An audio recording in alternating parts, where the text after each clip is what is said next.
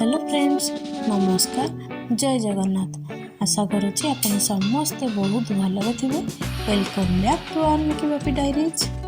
चलतु आज बनैबा तरभुज मोजितो। प्रथमे तरभुजर जूस बनैबा। जूस बनैबा पई तरभुज को एपरि छोट छोट करी काटि नेबा।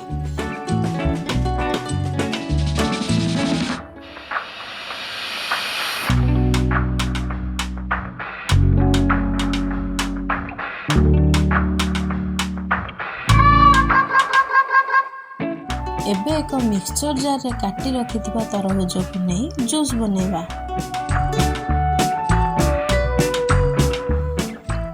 एबे जूस को गोटे छंका सहायता रे भलो भाबे छांकी नेबा।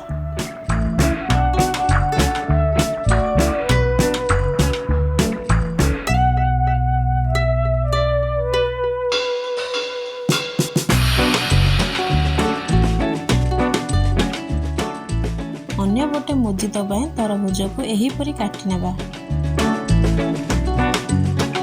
गोटे ग्लास रे छोट छोट काटी रखिथिबा तरभुज को पकाई सेतिरे लेंबू, पुदीना पत्र, आवश्यक अनुसार लूण देई क्रश करि नेबा।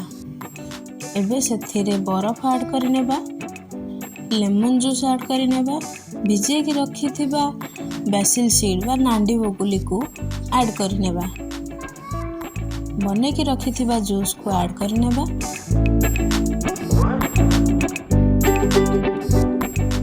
शेषरे सोडा ऐड कर नेबा। परे स्पून रे भलो भाबे मिक्स कर नेबा। बस एबे बनी गला आम तरभुज मोजितो। जदि आपनको ए वीडियोटी भलो लागिछि तेबे लाइक, शेयर, कमेंट और सब्सक्राइब करिया को जम्मार भूलिबेनी।